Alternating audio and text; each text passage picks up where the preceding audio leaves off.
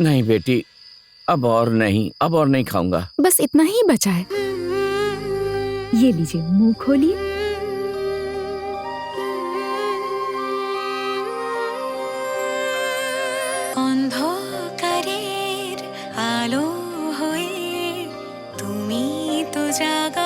पिताजी, मैं आपसे एक प्रश्न पूछ सकती हूँ? हाँ, पूछो ना।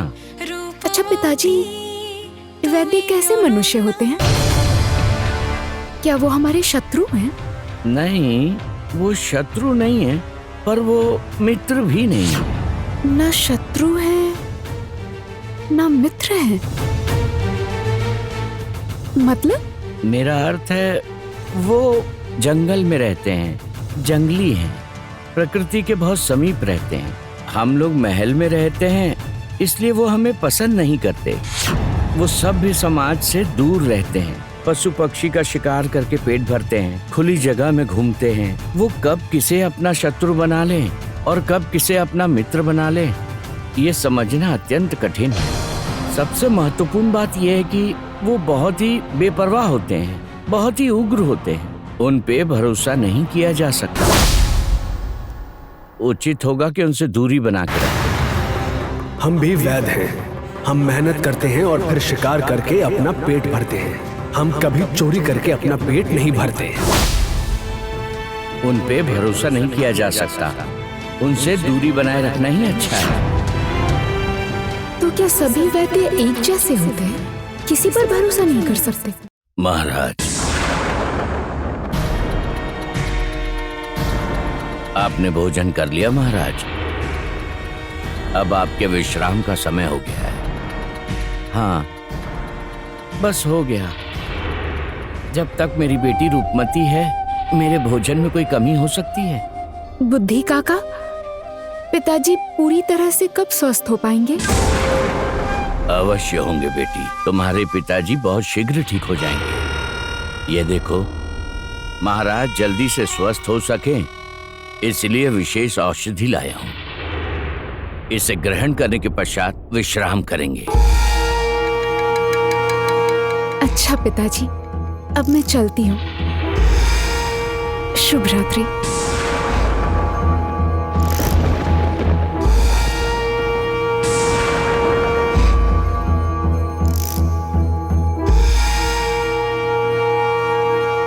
लीजिए महाराज, इसे एक ही बार में पी लीजिए।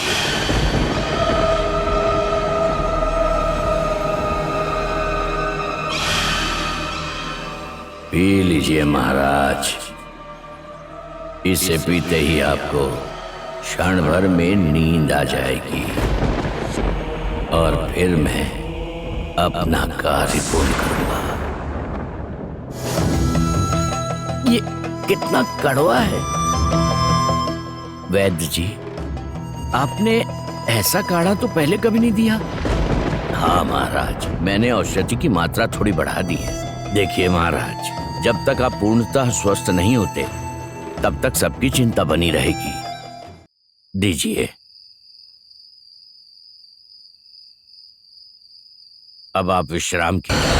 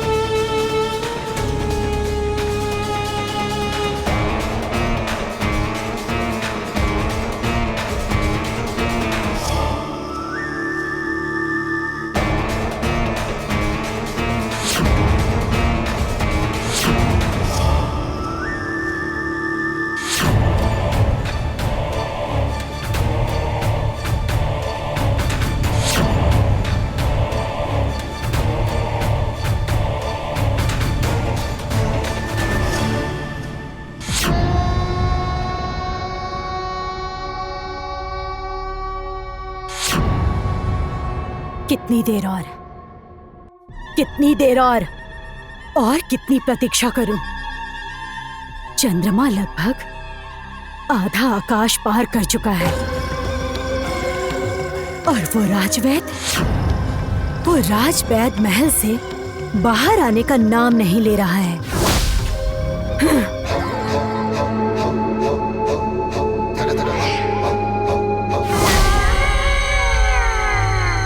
अगर मणिया व्यक्ति, क्या यही तुम्हारा ज्ञान है? चंद्रमा अब अस्त होने वाला है और तुम इतनी धीमी चाल से यहाँ आ रहे हो। सत्य तो ये है महारानी, मैं प्राण हथेली पर लेकर छुपते हुए आया हूँ। अब मैं स्वयं तुम्हारे वो प्राण छीन लूंगी।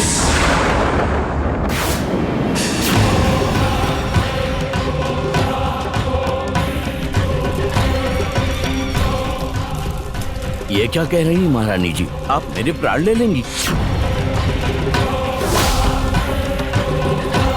भूल कर रही महारानी जी, यदि मैं मर गया तो आपका ही अहित होगा। मेरा कैसे हित होगा? तुम्हारी इतनी हिम्मत कि तुम रानी जोटीला का हित करोगे? अब देखो तुम।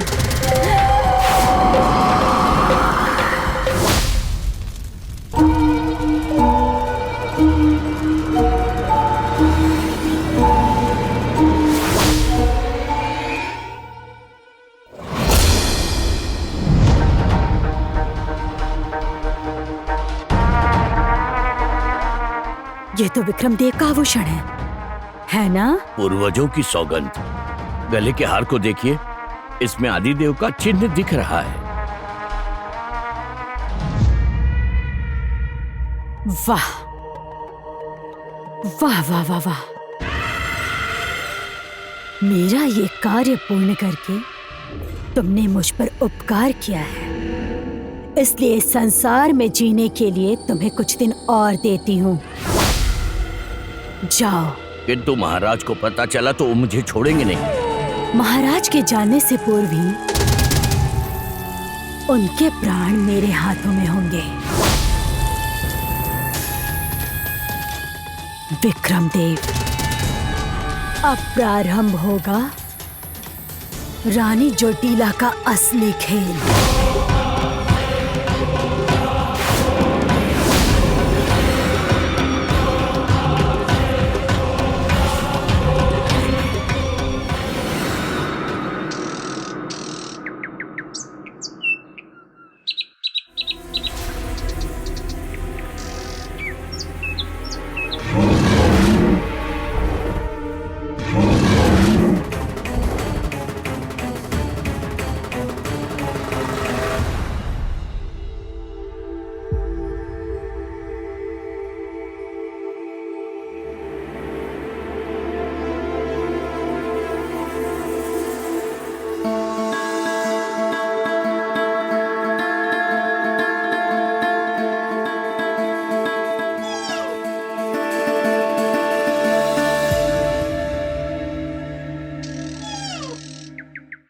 वो रहा शिकार। देखता हूं तुम उसे एक ही तीर से कैसे मारते हो। मारो उसे। उससे? ये तो एक निर्जीव प्राणी है पिताजी, और ये अपना भोजन खा रहा है। इसका शिकार मैं क्यों करूं? करना पड़ेगा, यही प्रकृति का नियम है। कैसा नियम पिताजी? एक मासूम प्राणी जो बहुत शांति से अपना खाना खा रहा है, उसका लाभ उठाकर मैं उसे मार दूं?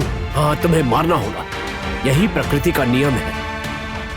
उस घास को देखो, घास ने उस जीव का कोई अहित नहीं किया, फिर भी वो जीव उसे खाकर अपनी भूख मिटा रहा है। ठीक उसी तरह से हमें भी उसे मारकर अपनी क्षुधा शांत करनी होगी, यही प्रकृति का नियम है।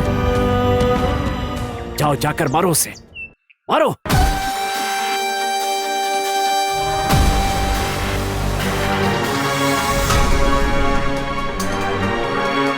लेकिन पिताजी। जाओ, मारो से।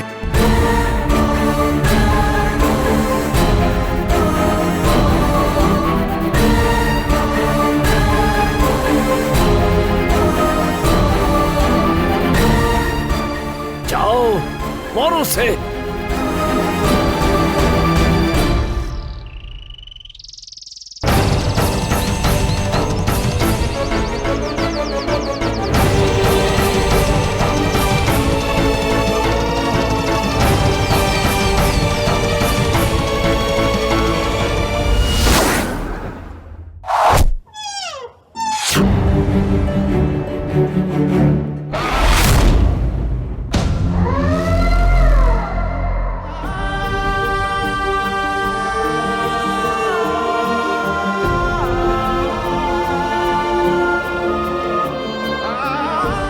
मार दिया। मुझे क्षमा करना मित्र, मैं तो तुम्हें बचाना चाहता था। वीरता में मैं भी किसी से कम नहीं हूं सरदार।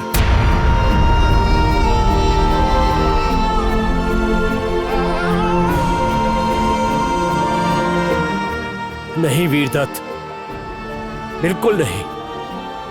सरदार बनने के लिए तुम्हें और अधिक कठोर बनना होगा। जीवन की हर कठिन परिस्थिति में तुम्हें स्वयं को दृढ़ करना होगा। स्मरण रहे तुम वैद्यों के होने वाले सरदार हो, यह सब तुम्हें सदा याद रखना। उठो। सरदार, सरदार, सरदार, जिसके हाथ एक मामूली पशु को मारने में कांपते हो, जिसकी आंखों में आंसू हो, वो सरदार कैसे बन सकता है? मैं रघुराज सरदार बनने का असली अधिकारी हूं। शांत हो जाओ रघुराज, शांत हो जाओ। कौन सरदार बनेगा और कौन नहीं बनेगा, ये तुम नहीं, आने वाला समय देगा। है? ठीक है ना? अब ठीक है। अब भाई सुनो ना, मुझे प्यास बहुत लग रही है। जल पीने का समय हो गया है। अब मैं नदी से जल लेकर आता हूँ। जाओ देवदत्त, हमारे लिए भी थोड़ा जल ले आओ। तब तक हम यहाँ थोड़ा विश्राम करेंगे।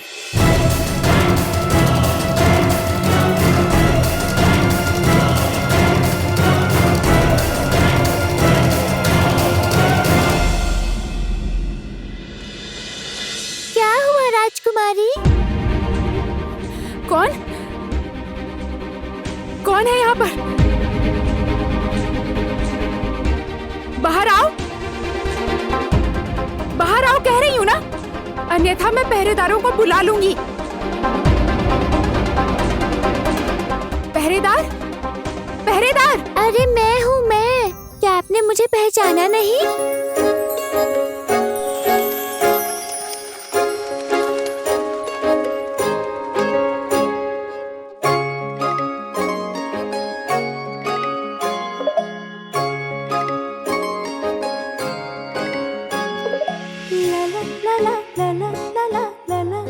ये क्या?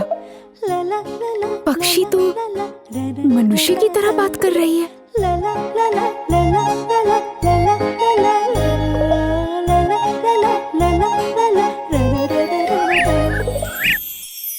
अरे तुम वही पक्षी हो ना जो उस दिन घायल होकर गिर गई थी? तुम बोल भी सकती हो। हाँ राजकुमारी जी, आपके स्पर्श मात्र से ही तो मुझे नया जीवन मिला है, इसीलिए मैं आज सुबह आपको धन्यवाद देने आई हूँ। मेरे स्पर्श से जीवन मिला तुम्हें? हाँ, उस दिन आपके छूते ही मेरा घाव पूरी तरह भर गया। अब देखिए ना, मैं कितनी अच्छी तरह से उड़ पा रही हूँ।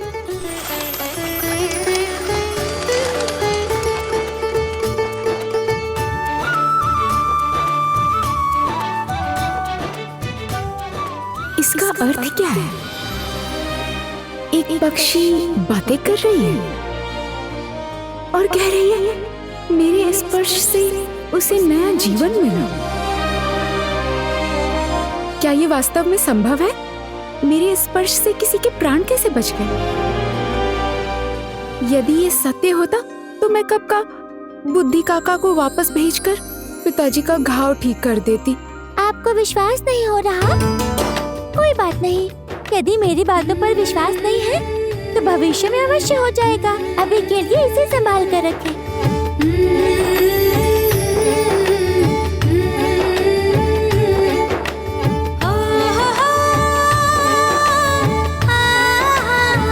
मैं इसका क्या करूंगी?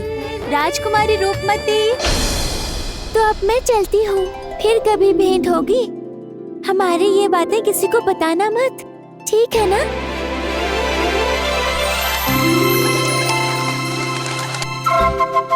राजकुमारी,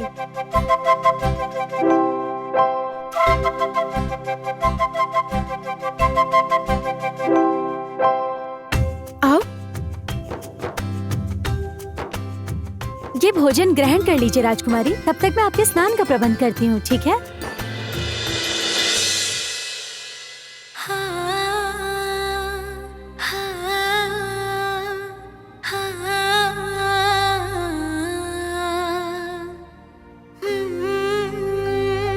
हाँ राजकुमारी, आपके छूने मात्र से ही मुझे नया जीवन मिला है, इसीलिए मैं आज सुबह आपको धन्यवाद देने आई हूँ।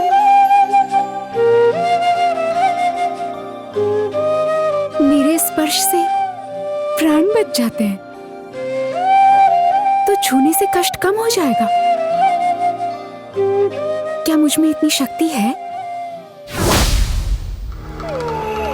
राजवैद्य ने जिस वैद्य के पुत्र के बारे में बताया था, उसका कोई संदेश मिला?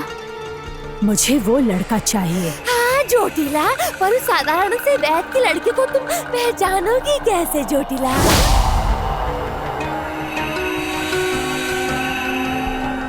सूचना एकत्रित करो। हाँ, सही। मैं कह रही थी कि खबर लाने के लिए किसी राक्षस को भेजूं क्या? उन वैद्य लोगों की खबर लेने के लिए किसे भेजना उचित होगा जोटिला? नहीं, नहीं, नहीं, नहीं। मुझे किसी पर भी विश्वास नहीं है। सब के सब अयोग्य और मूर्ख हैं। मैं स्वयं जाऊंगी। नहीं, नहीं, नहीं जोटिला, ऐसा मत करो तुम ऐसे कैसे जाओगी?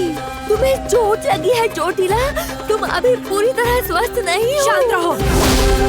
ऐसी छोटी मोटी चोटों की परवाह खुश रानी जोटिला नहीं करती।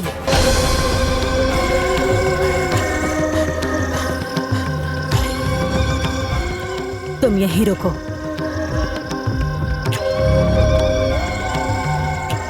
मैं आती हूँ।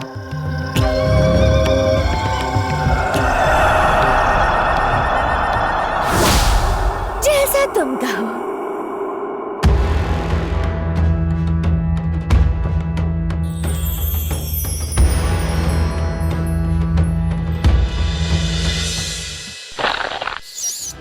पकड़ो उसे, वो किसी हाल में बचना नहीं चाहिए।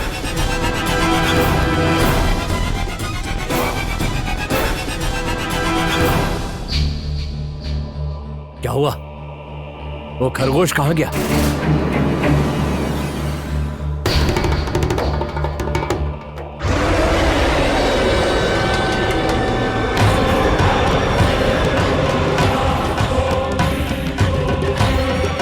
ये कोई गिद्ध नहीं है, बल्कि ये तो जोटिला है। 30 वर्ष पूर्व मैं इसे नहीं मार पाया था, लेकिन आज ऐसा नहीं हो। अरे, वैदों का सरदार किरात नहीं है? इसी के पुत्र को तो ढूंढ रही हूँ मैं। अब मैं अपना नाम करूंगी।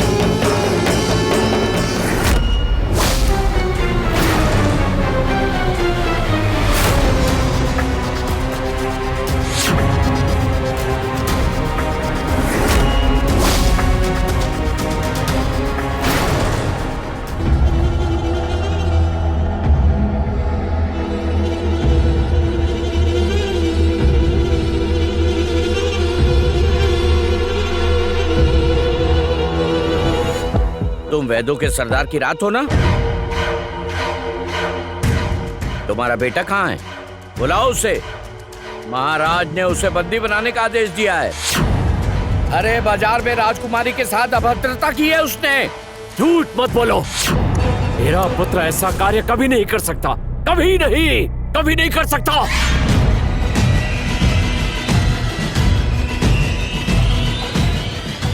सावधान मायाविनी, मैं जानता हूं तू चोटिला है, और याद रखना, तू मेरी आंखों में धूल नहीं झोंक सकती। सही, सही पहचाना। अब मैं तुम्हें मारकर तुम्हारे पुत्र को अपने साथ लेकर जाऊंगी। मैं खबरदार शैतान! खबरदार! मेरे प्राण प्रिय पुत्र की ओर आंख उठाकर भी देखा तो मैं तेरी आंखें निकाल लूंगा।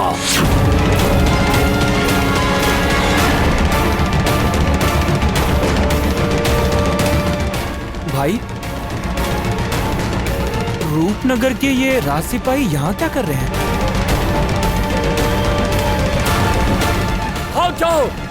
भाग जाओ यहाँ से, रुको मत, भाग जाओ।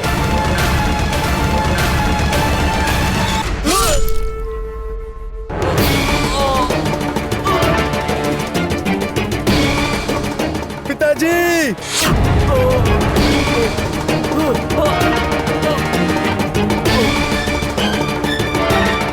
यही तो है सरदार का पुत्र जिसे मैं इतने वर्षों से ढूंढ रही थी।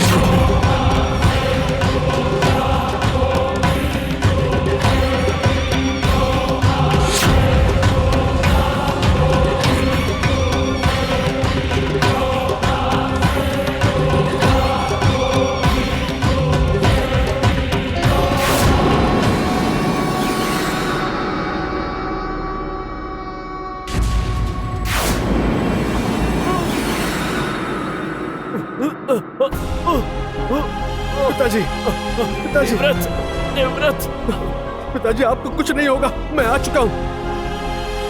मैं आपको कुछ नहीं होने दूंगा। पिताजी, आपको मैं कुछ भी नहीं होने दूंगा। चिंता मत कीजिए। पिताजी, आप अपनी आंखें खुली रखिए। आपको कुछ नहीं हो सकता। आपको कुछ नहीं होगा पिताजी।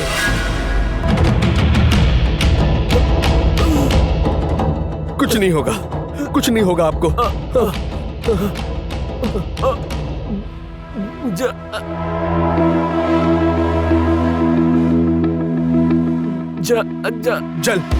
जल चाहिए ना आपको पिताजी? दे रहा हूँ, जल दे रहा हूँ। जल्दी पानी लेकर आओ, जल्दी लेकर आओ।